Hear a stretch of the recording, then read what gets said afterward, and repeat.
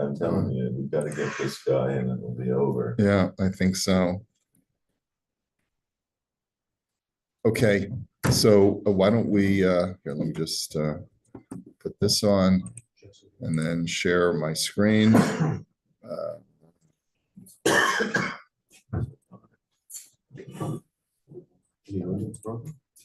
left my window last night. No animals in your car? No, why, is that what happens? Well, sometimes you got to be careful. You got to check the back seat, make sure there's no raccoons in there. Oh my God. I thought it was brilliant to leave my window open. Maybe not. Okay, all right. So yesterday, we're in the middle of this long tshuva, which actually is quite, first of all, it's very interesting, this whole concept of chatzi shir. Is there such a thing as fulfilling a mitzvah, a positive command in halfway? Or do we say, nah, it's meaningless? So we've seen some arguments up until now that we don't say chatzi shir. So for example, if a person's got a shofar and he can only blow a tekiah or he can only blow a trua, then he shouldn't blow shofar at all. So that's found in the Shulchan Aruch because that's not really tekiah shofar. That we saw another proof that the Kohanim, after Shimon HaTzadik, the more chaste, or the more modest Kohanim would not partake of the Lechem HaPanim if they couldn't get a full Kazayas, and so because there was really no benefit to it if it was less than a Kazayas. We also saw this concept that it seems like if you took a vow not to eat matzah, then there's no benefit in eating less than a kazayas of matzah on the night of the Seder to fulfill your obligation. We also learned this concept of when it comes to, he says the Shvus Yaakov talks about Birkas Hamazon, and he seemed to say that if you can only do one of the brachas, you shouldn't do any of them, because you have the mitzvah deoraisa to do 3 brachas. So we definitely see that there's this concept when there's a mitzvah that has to be performed as a whole, then there's no mitzvah of chatzi shir. Now, does the question, of course, is, does the mitzvah of paying a laborer on time, that seems to be a complete mitzvah, so that if you only pay him half his wages on time and the other half you pay him a couple days later, that it may not mean anything, and you may not be fulfilling anything. But then he says, now we're up to Avol yesh rayot achirot demashma sheyesh mitzvah b'chatzi shir. But there are opposing arguments that seem to imply that you can fulfill a half mitzvah, and that there's benefit in doing so. Dehine yesh lahavi raya lezemi mashakasav b'shulchan aruch diyesh lizaher sheshnei moyalim lo yamulu. This is where we were up to yesterday. 2 mohalim should not circumcise one child on Shabbos, meaning that you should only have 1 moil when you're doing a bris on Shabbos. Dahainu shezeh yamul v'zeh yifra. You don't want one, and this, by the way, is actually a very common thing. When, let's say, the father says, I'd like to do the cut. Say the father says, I'd like to do the cut. And so, it's possible for him to do it. I don't like doing it. I've always tried to dissuade the father from doing it because it involves more setup and it's a slower process and there's more that could go wrong. And, you don't want to. Something go wrong. Yeah, you don't want that, right? Because you can fix it, but it's more pachkarai, and, finished product won't look as nice. So anyway, I'm just speaking plainly. Anyway, shezeh yamul v'zeh yifra. So you let's say on Shabbos you shouldn't do that, though. You shouldn't have one person do the removal of the foreskin and the other one tear the mucosal tissue. Kevin dekaimalon mol velo para ki'ilu lo mol. V'nimsa shaharishon chilal Shabbos kevin shelo gomer es mitzvah. So there, you see, the Gemara says that if you only do half a bris, it's as if you didn't do a bris at all. So therefore, on Shabbos, it's a problem because if a person just removes the foreskin without tearing the mucosal tissue, the priya, he's violated Shabbos and he hasn't done the positive commandment of bris milah. So therefore, we can't allow that because it'll turn out that the first guy has been mechalel Shabbos for naught. Aval harama sham kasav lahatir mizeh me'ikar hadim. However, the Ramah seems to imply that it's not really a Shabbos violation, it just looks like a Shabbos violation.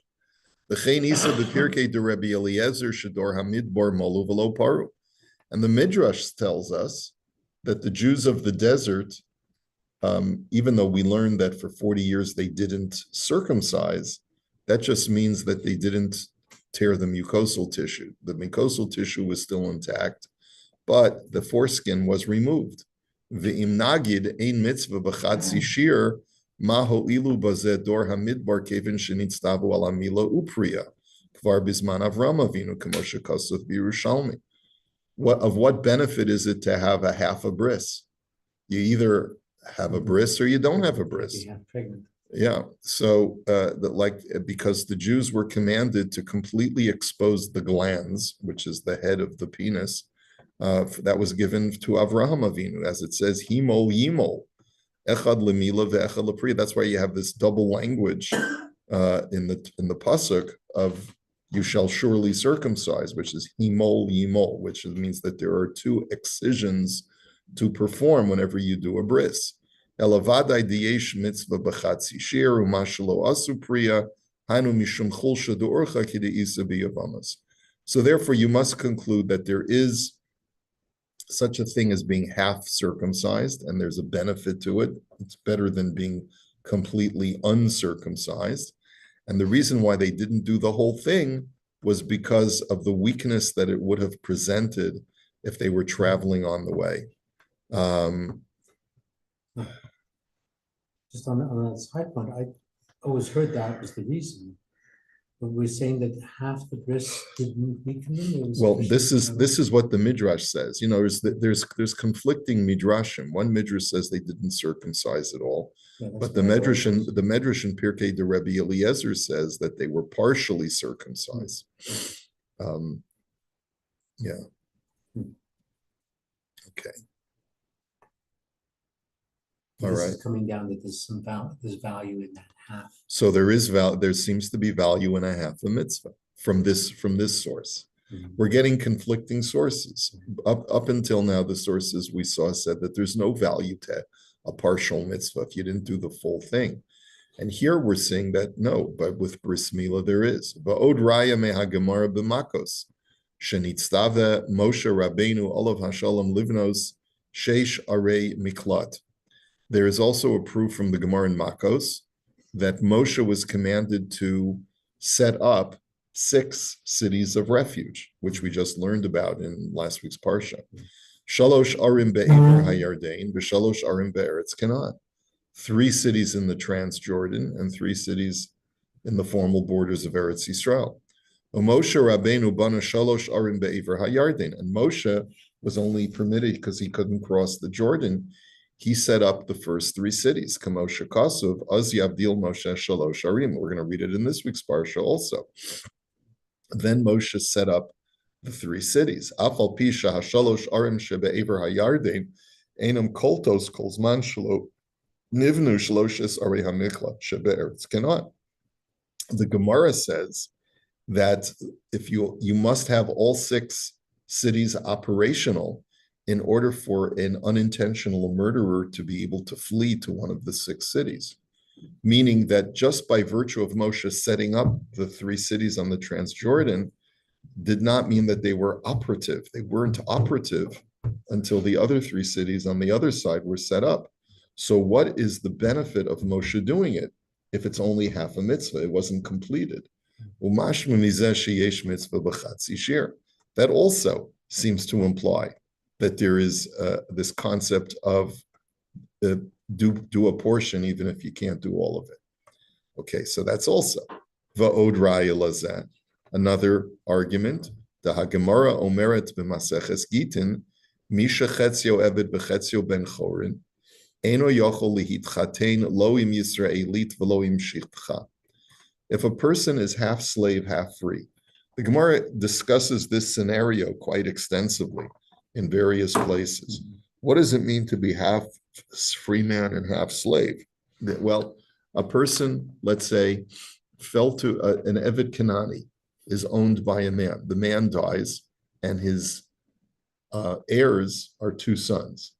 They split the ownership of this slave. One of the brothers decides to emancipate him, and the other one says nothing doing. So the Gemara explains that this guy is now Chatzi Eved, he's half a slave and half a free man. And the Gemara discusses how he lives his life. For one day he's free. Like every Sunday he's free. Every Monday he's got to go work for the brother who didn't emancipate him. And then the other day he keeps switching back and forth from being slave to being a free man, right?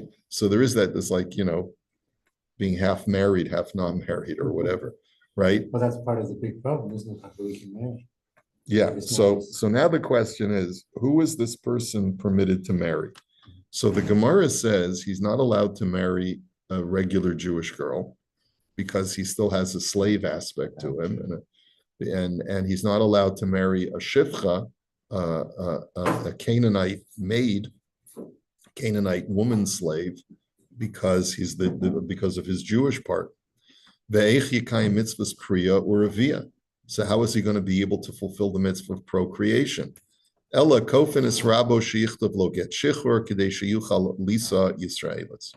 We thus compel the guy who hasn't yet emancipated him to emancipate the slave, so that he can marry and be a full-fledged Jewish man, and then he can marry a Jewish girl. He says, Tosfos asks, why should that be necessary? So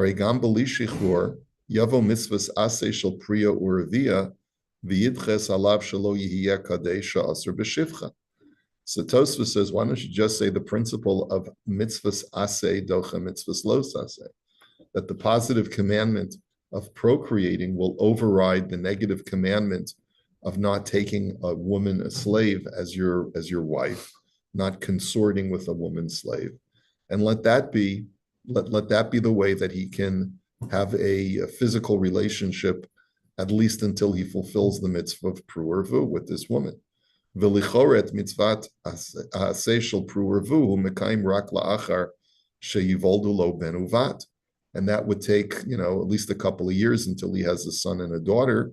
V'chesheteled ishto mistamet teled o ben o bat v'lo ta'omim shel ben ubat kevin she'en za matzi kol kach.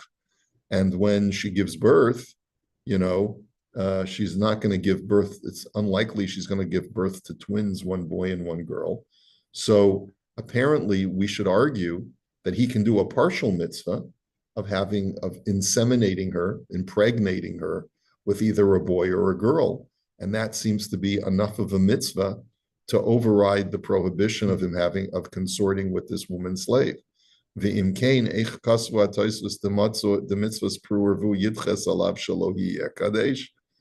can Tosfos suggest that this is a positive mitzvah that should override a negative mitzvah, if the positive mitzvah could at best only be fulfilled halfway every time he consorts with her?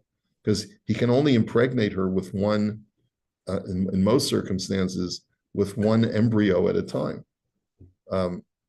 So that one embryo, the first time she gets pregnant, she's going to be pregnant with either half a mitzvah of pru'ervu from the male side or half a mitzvah of pru'ervu from the female side. Umashma mizeh degami mivoli lo ben o bat bilvad yesh mitzvat aseh kevin demekayim et mitzvah b'chatzi shir. So you see that even doing a mitzvah part of the way counts as a mitzvah to override the negative commandment of consorting with a female slave. So that's another proof. V'yesh od kamarayot lakan ulakan. Bottom line, Rav Sharaga says, is that there are proofs that we could continue this discussion for another couple of hours.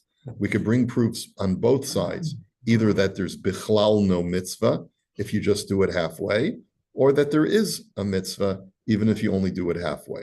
So how are we going to resolve this issue? I mean, I know we're looking for sources, but at the end of the day, the worker would be happier to get half his pay on time. Maybe that's all he needs, just to keep going till he gets the rest of it later, so. Yeah, but so see, here we're facing a dilemma. The question is, which is preferable? Do I pay both workers? I owe two workers. Right, I owe them in total 40,000 shekel. Okay, do I give each of them 20,000 and I fulfill my partial mitzvah for both of them? Or should I give one the full amount and the other one nothing? That's the question. right. Is it better to do one full mitzvah or better to do two half mitzvahs? Yeah. Okay, that's, Yeah, I'm just trying to pull it back away from the mitzvah standpoint to the human side of the fact that to leave someone high and dry without any Yeah. income. and I understand that, but he's basically saying is that even if you were going to argue, which we've seen before, that the basis of this mitzvah is vikara alecha el Hashem, that he's going to cry out against you to God, and therefore that was the reason why we said that as long as he doesn't mind, you're permitted to defer payment. Right, So that's, I mean, I think the argument is that is he going to call out against you when you only give him half? And in which case, better to have only one person cry out Right. against you, or better to have, yeah, satisfied. Yeah. Is it really not to pay? Not to pay your worker after? Is it? Yes, we learned that it's Yeah. both a positive commandment and a negative So you commandment. only pay one, you're doing a mitzvah. But if you only pay half, you're also doing And the you're doing an Avera. Avera. So that's the question. Are you doing an Avera twice now by only giving each one half? So is it better to only commit one Avera or to, and there's all multiple ways of looking at this. A mitzvah Yeah. of Avera. The only way to accomplish that is to do an Avera. But the question is, you're going to be doing an Avera ultimately anyway. Oh, but you only pay half. Mr. Rabbi, what are you gonna do? In your situation, what do you do? So that's what we're trying to get to. What do you wanna ruin the whole get there? Yeah. Know the story? For the end. So remember, we took a poll when we first learned this tshuva. I think most people were on the side of giving each one half. Because we're talking from the human side, what Paul was saying. We're not talking from the halachic standpoint. That's Right. all. Yeah. And that seems to be the most reasonable thing, unless there were other mitigating circumstances. Let's say that one of the workers is really desperate and is making a wedding next week and his wife is in the hospital. You hear the violins whenever you see the guy. And the other fellow has a big company, right? And then you could say to yourself, well, if it's really dependent upon the personal benefit versus pain of the individual laborer, let me pay the guy in full who has got a much more desperate situation than the guy who's got a company and has some padding and has money in the bank. You could look at it in so many different ways, but that's why we have the halacha to sort of give us guidance so that we don't eyeball it and just choose for ourselves. So Rabbi, when we have a situation, you have so many different opinions that we have all the time. There's always, we keep, I hold with this one, Rodney says this, and we're like, where's the, just in general, where do we, is it Asher of, and that's the end of it? Well, when it comes to monetary law, we've learned that whenever there's a machlokes, a legitimate machlokes, which has not yet since been resolved, and it's not like there's like 10 against 1, it's maybe like 2 against 1, and they're legitimate machlokes in the Rishonim themselves or in the early Achronim, then we generally say hamotzi mechavero olav haraya.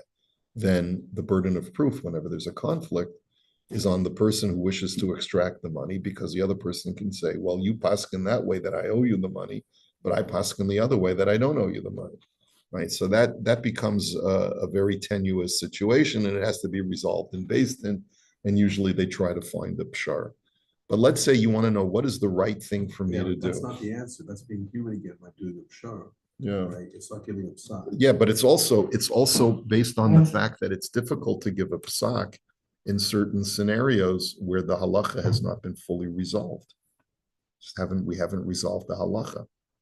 It's that there's a legitimate basis for going either way, and not every halacha has a fully crystal clear resolution to it. Sometimes there's ambiguity in the law. Sure, that exists in secular law as well. Yeah, they once asked a senior appellate judge, what's the law? He says, the law is whatever I say it is. It's not a democracy. And so there are situations where, let's say you go to a Rav, the two parties go to a Rav and they say, Rav, you paskin. Sometimes even he may be very knowledgeable and he may have researched this and he still can't come to resolution. He'll have to do what he feels in his heart is the right thing for each party. He'll have to take into account, like I said, what are the other factors? Was, what the one litigant who really has nothing, and if I leave him high and dry, it's going to end up destroying his life. And so sometimes that does have to be taken into consideration when there's no clear resolution in that halakha. situation? I don't get too many of these conflict situations. I try to, there are a lot of the few cases that I've presided over, I've tried to be very fair, but also at the same time, I also look at other mitigating circumstances, such as who's really trying to exploit whom. In other words, there are times when that the guy's made a deal and one party's just trying to wiggle his way out of the deal on a technicality, and you don't like that. So that's also a consideration, That's being human again, not being halakha. Yeah, it is. But sometimes you have that latitude. You have But to also apply. you might go one way or another based on how you know the person, like the personal circumstances. Yeah, but I guess it's important to underscore the fact that when the halach is clear, you can't use those factors. You have to. It's not clear. It's when there's at the end of the day, after there's both sides to way to look at it, then sometimes you can be a little bit more human.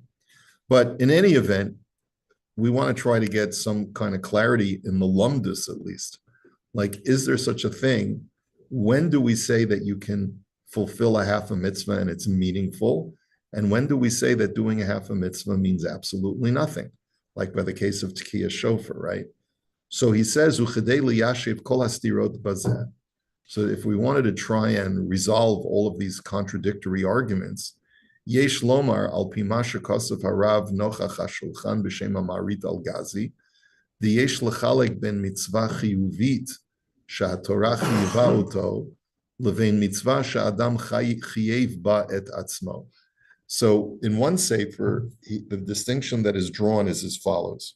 There's a difference between an obligatory mitzvah that the Torah places upon a person versus an obligation that a person has placed upon himself. Like, let's say a person has pledged something. Mitzvah chiyuvit shehatorah chiyeva oto lekayema, yesh ba mitzvat aseh gam b'chatzi shir. That when the Torah places a commandment upon you, then there is a mitzvah of eating even an amount that is less than the requisite, or doing less than the requisite amount, if you can only do a portion of it. Kagon misha b'leil haseder lo yachol le'echol yoter me 10 gram matzah mita'amei briyut.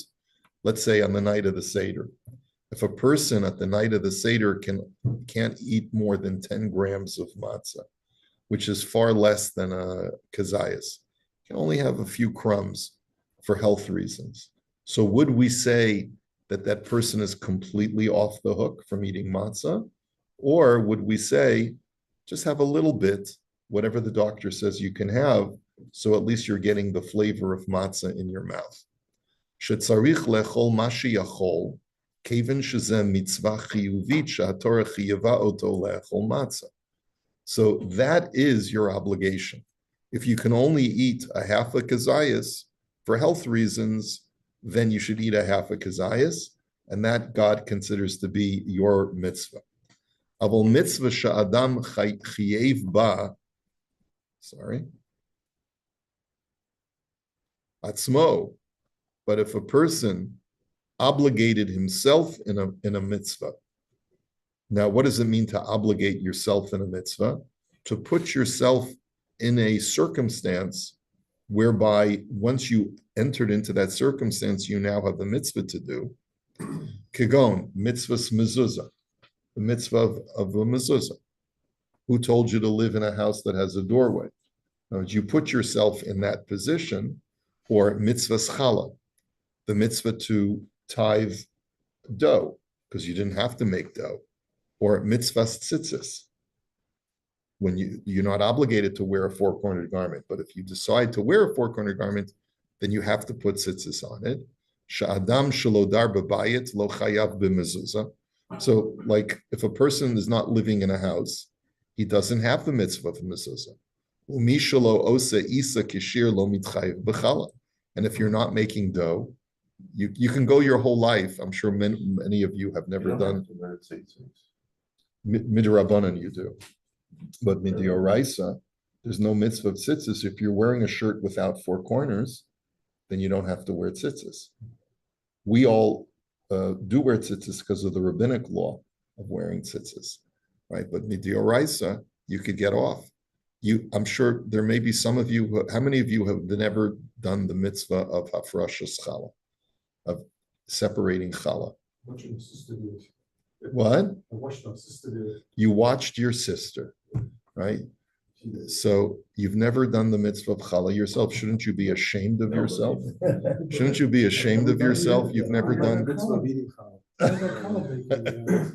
Yeah. Right?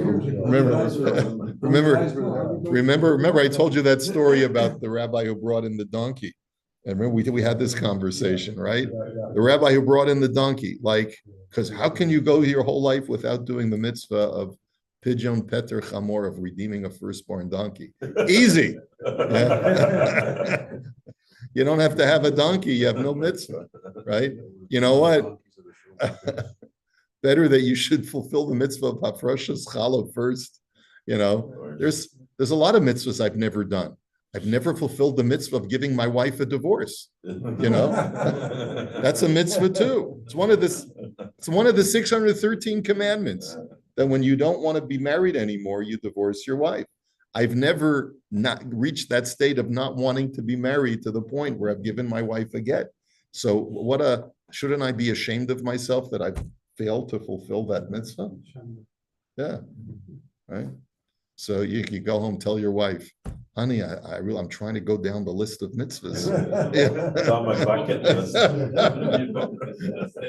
Yeah, right. So in those I can't risk that. so in those situations, right? If you're not wearing a four-cornered garment, you're not obligated in the mitzvah of tzitzis. But mitzvahs ke'ela ein mitzvah b'chatzi shir. In those kinds of mitzvahs where the obligation is not absolute but contingent upon scenarios that you allow yourself to be placed in, so then there's no mitzvah of a halfway mitzvah. V'lachein gam adam shesachar po'alim keven shehu hevi al atzmo et achiv shel biyamot yitain scharo. And this is the punchline. When you hire workers, no one told you had to hire workers. The fact that you hired workers, you put yourself in the situation that you have an obligation of paying the wages on time.